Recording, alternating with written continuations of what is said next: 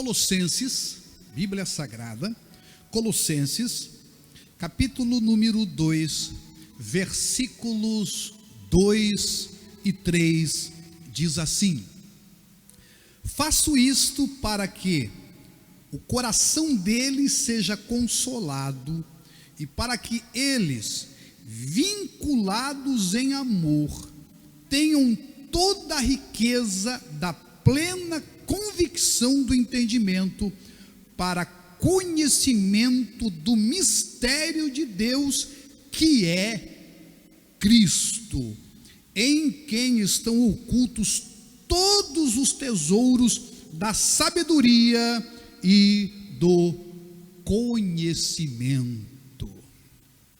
Ore comigo. Deus eterno, obrigado por este momento, obrigado pela leitura da tua palavra, por essa oportunidade tão especial de podermos refletir nela juntamente com os nossos irmãos. E agora, Pai, eu peço que tu nos dirija em tudo que vamos estar aqui meditando.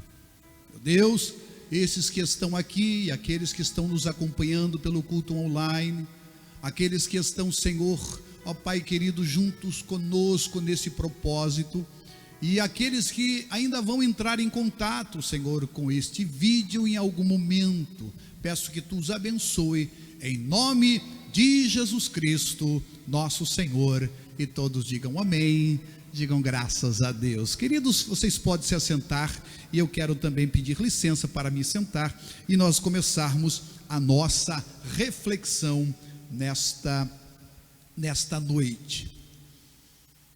Importante que iniciemos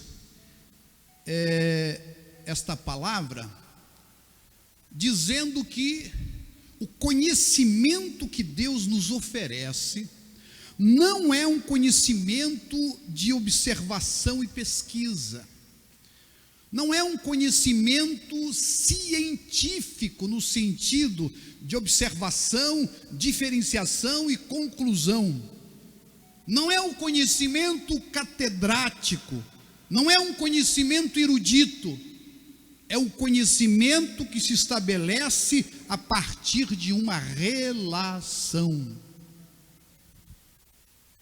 A Bíblia diz, lá no livro de Salmo, capítulo número 25, versículo 14, que a intimidade de Deus é para aqueles que o temem, e Ele revelará a sua aliança, o seu conserto. Então, o conhecimento que o Senhor nos oferece não é um conhecimento para demonstrar Deus, é para revelar o Pai. Foi isso que Jesus Cristo veio fazer. E às vezes, a única coisa que nos interessa é tentar conhecer a Deus. Mas Deus, você conhece observando a natureza. Deus, você conhece porque a criação dá testemunho dele. Mas quando Jesus aqui veio, ele veio para nos revelar algo que só podemos aprender através dele. Ele disse: ninguém vem ao Pai se não for por mim. Então, há muitas pessoas que podem fazer grandes tratados a respeito de Deus. Por quê? Porque Deus, irmãos, até os animais têm possibilidade de percebê-lo. As pessoas podem perceber a Deus. Me foge a memória agora de um cientista que fez a decodificação, né, do DNA, fez o estudo lá do DNA, e ele, por observação simplesmente de tudo que ele viu, ele passou a crer em Deus, porque ele simplesmente obedeceu, ou melhor, observou. Agora, o que Deus quer nos ensinar não é um conhecimento de observação, é um conhecimento de relação, que se dá dentro de um concerto, dentro de uma relação com Ele, dentro de uma intimidade com Ele. Foi isso que Jesus disse aos seus discípulos. Em uma certa altura Ele disse: eu não vou mais chamar-vos de servos, mas vou chamar vocês de amigos. Então existe esse aprofundar da relação com Deus. Por isso, a primeira coisa que precisamos, segundo a Bíblia Sagrada, é entender, para que nós avancemos e tenhamos esse conhecimento, segundo a Bíblia Sagrada, lá no livro de Romanos, no capítulo 12, é sacrificarmos a nossa maneira de ver, perceber, ouvir. Ele chama ali, sacrificar o nosso corpo. Por quê? Porque todas as observações do nosso corpo estão ligadas àquilo que se vê. E a Bíblia diz que as coisas que se veem são temporais, são passageiras, mas as que são eternas são aquelas que não se veem. E isso é muito importante, porque são as que não se veem que produzem as que se veem. Isso é Bíblia Sagrada. Hebreus fala isso com muita propriedade, não é? E eu gostaria que você então entendesse que, a partir do momento que você começar a observar as coisas, não segundo a carne, não segundo o que você vê, segundo a aparência, significa que nós temos que ignorar isso? Não, mas as decisões que nós temos que tomar, isso é muito importante que você saiba. Então, ignorar o que eu sinto, o que eu vejo, o que eu escuto, não. Não é isso que a Bíblia fala. É você entender que o que vai fazer a diferença na sua vida não é o que você vê, que você ouve, que você percebe, que você sente, não é através do mundo sensível, da sensibilidade, mas do mundo espiritual. Por isso a Bíblia diz que os filhos de Deus são guiados pelo Espírito de Deus. E como é que eu posso ter isso na minha vida? Como é que eu posso alcançar isso? Esse é o nosso desafio. Essa é de fato a nossa caminhada de fé. Por quê? Porque não é apenas mudança de comportamento, é mudança de entendimento.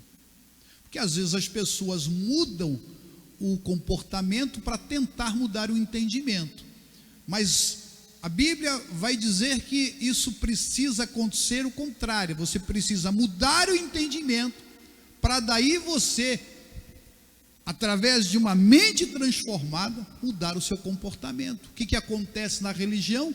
A religião tenta mudar o comportamento das pessoas através de regras, através de normas, através de lei, e a Bíblia diz que pela lei ninguém será justificado. Até porque se isso não fizer parte da sua consciência, isso não é feito de fato de maneira que produza ações sustentáveis em nossa vida. Vai chegar um momento que você vai se cansar, vai chegar um momento que você não vai dar conta, porque isso não faz parte da sua mente, da lógica, das elaborações dos seus pensamentos. E por isso que o apóstolo Paulo vai dizer que tudo que é puro, tudo que é honesto, tudo que é de boa fama, ele faz ali uma lista. Nisso pensai. É isso que nós precisamos entender. É a partir daí que vamos então mudar comportamentos que muitas vezes nos trazem muitas decepções, muitos problemas e às vezes até muitas angústias. E para a gente entender isso, a gente precisa reformular alguns conceitos e algumas elaborações que partem muito mais da religião do que da palavra de Deus. Uma delas é o seguinte: as pessoas, elas acham que podem agradar a Deus. Preste atenção. Então eles vão fazer alguma coisa para tentar agradar a Deus. Mas a transformação do entendimento não se traduz em você tentar agradar a Deus. Preste atenção que isso não é apenas jogo de palavra, que dependendo de como você analise, de que ponto você analisa, isso faz toda a diferença. Mas é Deus se agradar de nós. Deixa eu repetir isso. Não é eu agradar a Deus, é Deus se agradar de nós. E qual é a diferença, pastor? Simples, fácil. Existem pessoas que vêm na igreja para agradar a Deus, que fazem promessas para agradar a Deus, que chegam a carregar cruzes nos ombros para agradar a Deus em sua religiosidade, andam de joelhos para agradar a Deus, longas distâncias. Mas aí eu pergunto: será que isso agrada a Deus? Do que Deus se agrada? Aí seria a pergunta.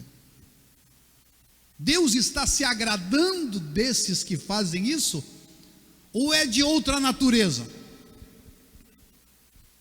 É de outra ordem? É de outra instância? É algo muito mais elevado e muito mais profundo do que a gente possa imaginar, que os nossos comportamentos podem alcançar, podem fazer. E às vezes é isso, a pessoa está vindo na igreja porque ele está querendo agradar a Deus, mas o vir na igreja só para agradar a Deus não muda muita coisa. O que eu preciso vir à igreja é para que Deus se agrade de mim. Por quê? Porque aí então eu vou agir de acordo com o que Deus já estabeleceu. É dele que procede o jeito que as coisas precisam ser, e não do homem. Porque às vezes bate na cabeça do homem, dá na cabeça da pessoa que eu vou na igreja para agradar a Deus. Não é o que você está fazendo, mas como está fazendo. Isso é muito sério. Por isso, esse nosso jeito, né, de pensar precisa ser submetido àquilo que é a palavra de Deus, mas não é o que Deus falou, é o que Deus disse. Porque às vezes a gente fica muito apegado ao que Deus falou, mas não expressa o que Deus disse.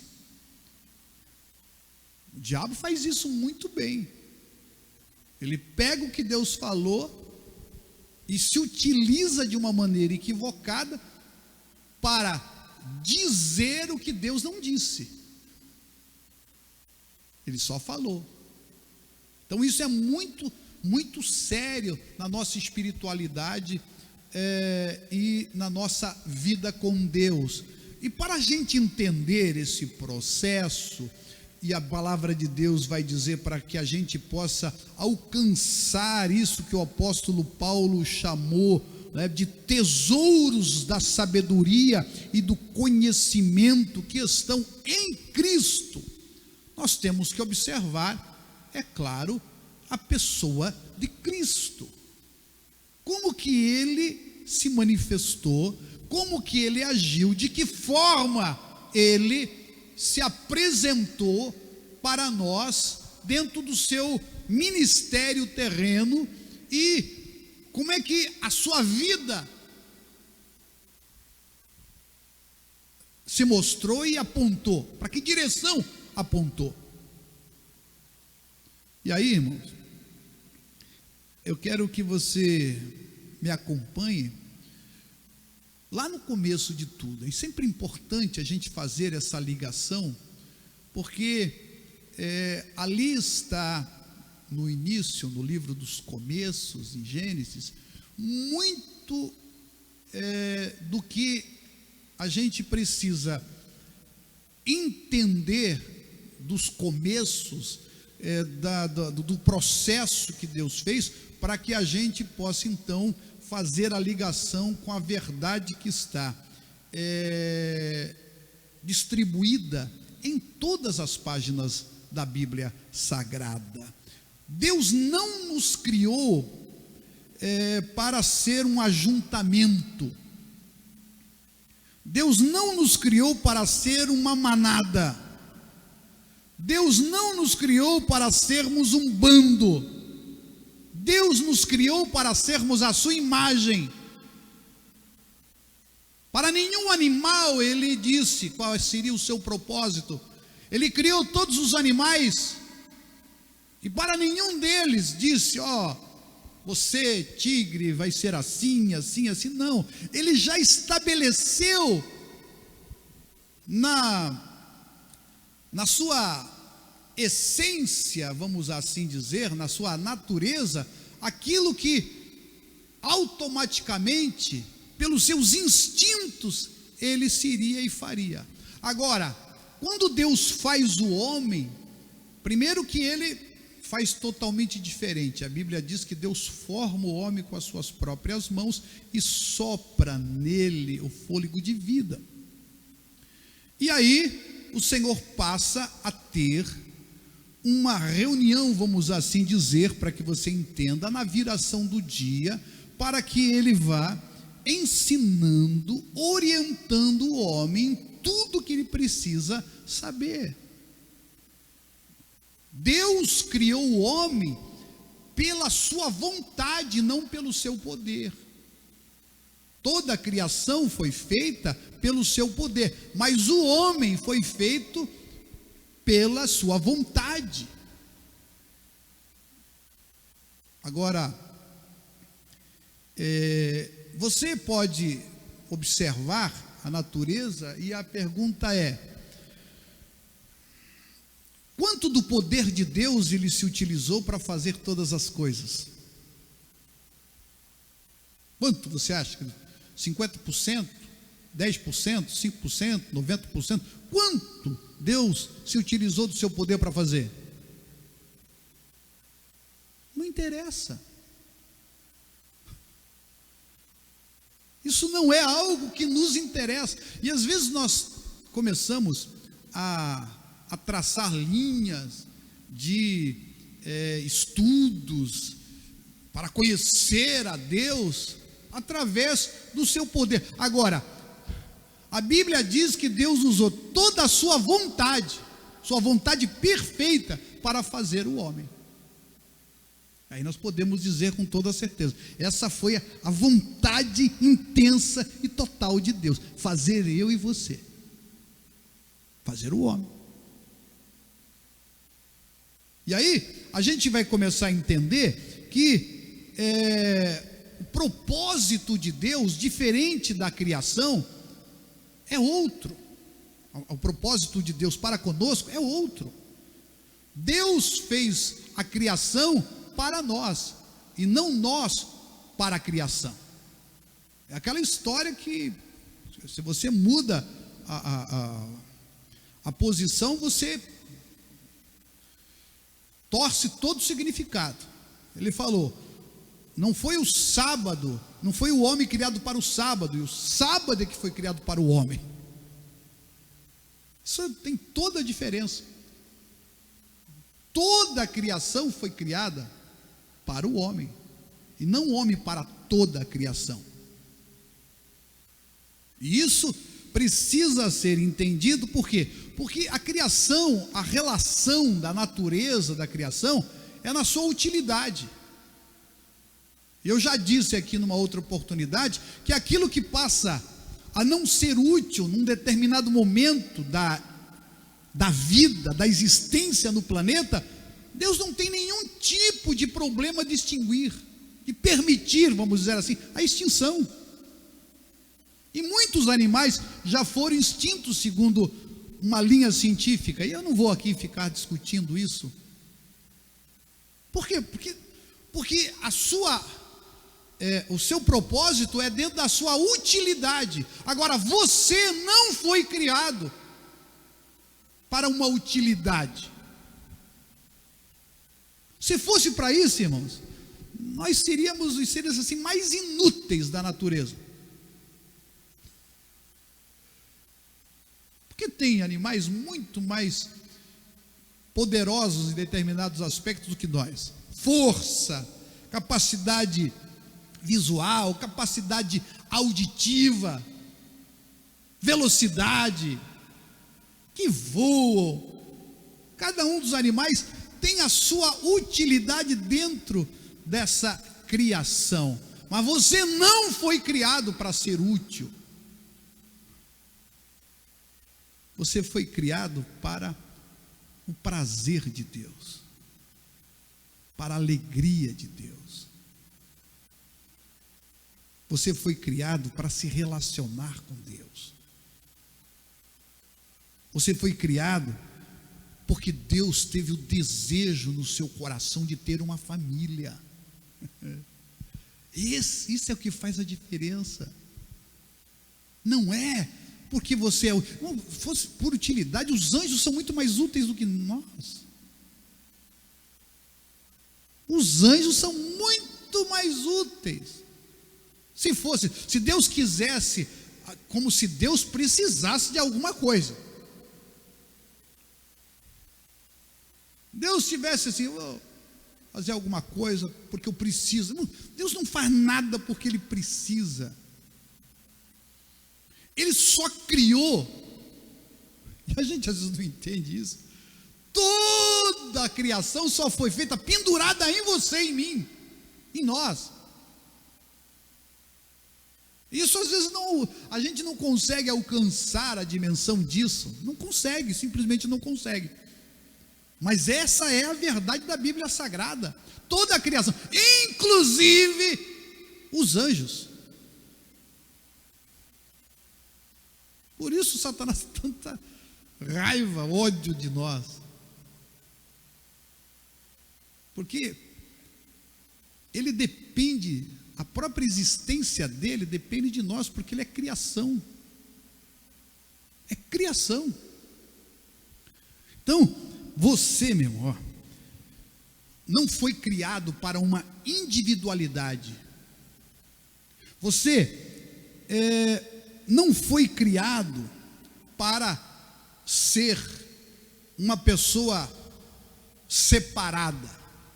Você foi criado para uma relação. Por isso que o Senhor Jesus Cristo, Ele veio para expressar esta imagem a partir dele, nele, por ele, para ele são todas as coisas. Nele é que nós vamos entender o sentido da vida.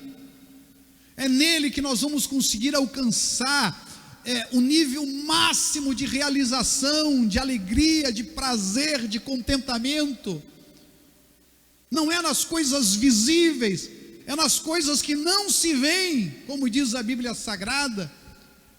E eu já disse em outra oportunidade, que só podem ser manifestadas, não podem ser vistas de outra forma, a não ser manifestadas através de nós. E aí, eu vou perguntar, dentro disso, como é que você pode ter um casamento feliz? Vai pegar essa área que é muito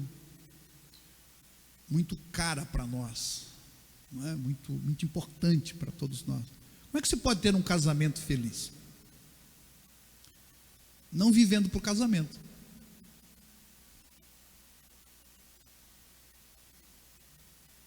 Vivendo para a família. Porque o objetivo não é o casamento. O objetivo é a família. O Senhor não chamou Abraão e disse: Abraão, em ti serão benditos todos os indivíduos da terra. Não. Em ti serão benditas todas as famílias da terra.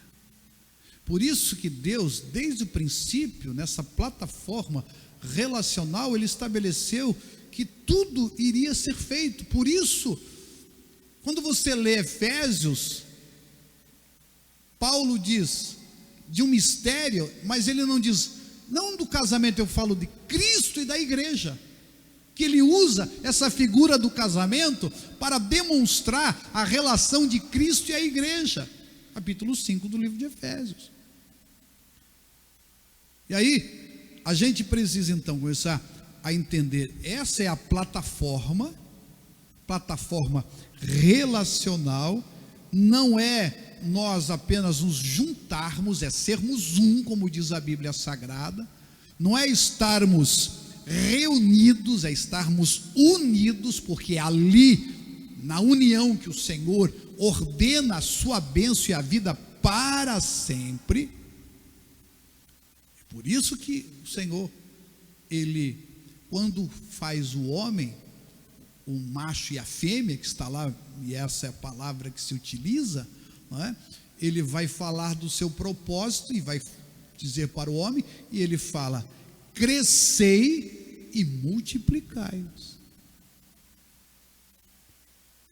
Esse é o propósito do Senhor. E às vezes nós estamos olhando e observando um aspecto, e que aquele aspecto às vezes ele acaba sendo híbrido, ou seja, ele não vai produzir nada a partir dele. Por que hoje existem tantos casais que decidem, não é porque tem uma situação ou outra, decidem não ter filhos, porque eles acham que se bastam, o casamento é pelo casamento, não é pela família. E aí, muitas vezes, viram até as costas para a família, pai, mãe, sogro, sogra. Por quê? Porque não tem nenhum tipo de compreensão da importância dessa plataforma, a plataforma relacional, que não visa apenas o prazer dos dois, mas a alegria de Deus. Essa realização que o Senhor estabelece dentro da nossa relação. O Senhor não nos junta, Ele nos une. Isso é muito importante. Então, que você entenda que esse conhecimento só vai se dar na sua vida a partir dessa compreensão, dessa plataforma. Eu gosto de usar essa expressão, não é? Porque é uma linguagem muito usada hoje aí nos meios digitais, que a partir daquela plataforma você faz todo o seu desenvolvimento. Então é na plataforma relacional e para a família, porque foi isso que Jesus fez quando chegou aqui na terra. Irmãos, Deus em todo o Velho Testamento sempre apontava para Jesus. O Pai sempre deu testemunho de Jesus. Esse é o meu filho amado em que me comprazo. Está lá. Aí Jesus, quando vai falar, ele sempre fala: meu Pai. Vim para fazer a vontade do meu Pai, sempre apontando para o Pai. Agora o Espírito Santo está aqui, a Bíblia diz que ele não fala dele, ele fala de quem? De Jesus. Ele fala do Pai e de Jesus. Por quê? Porque esta é a forma da gente crescer, é sempre olhando para o outro,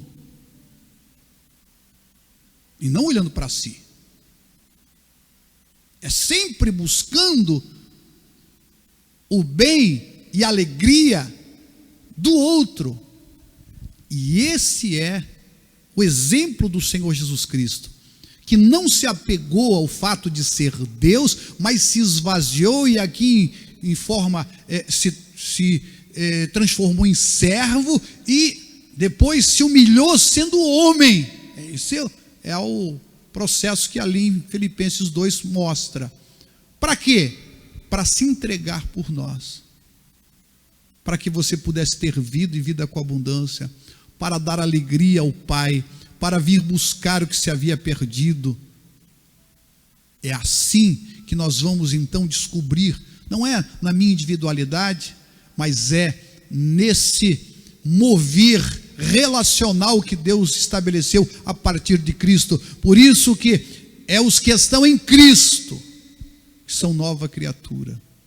As coisas velhas já passaram, eis que tudo se fez novo. É a partir daí que nós vamos crescer em conhecimento e ter todos os tesouros que estão escondidos em Cristo. Não é um indivíduo, é nós, como igreja, dentro de um relacionamento profundo com Deus e com os nossos irmãos em Cristo. Quem está entendendo isso? Quem recebe essa palavra? Eu quero orar com você agora, pedir a Deus que abençoe você e abençoe também a todos que vão estar entrando em contato com esse vídeo no nosso canal no YouTube. E eu quero que você faça comigo agora esse momento de clamor, de oração ao nosso Deus. Deus eterno Pai, em nome de Jesus Cristo, nosso Senhor, eu estou colocando agora todos os meus irmãos que aqui estão presencialmente e aqueles que nos acompanham também pela live, por esse culto online, e os que vão entrar em contato, meu Deus, com esse vídeo em nosso canal no YouTube. Meu Deus, peço, Pai querido, que Tu abençoe a eles, que eles entendam, meu Deus, que a partir deste momento, desta compreensão, desta plataforma relacional, é que Tu, meu Deus, vai nos ensinando, porque esse conhecimento não se dá na observação, esse conhecimento que Tu tens para nós se dá na relação contigo e na relação com os nossos irmãos. É o que eu te peço, Pai, faz com que isso seja real no coração dos meus irmãos e irmãs, em nome de Jesus Cristo. E todos digam amém, digam graças a Deus.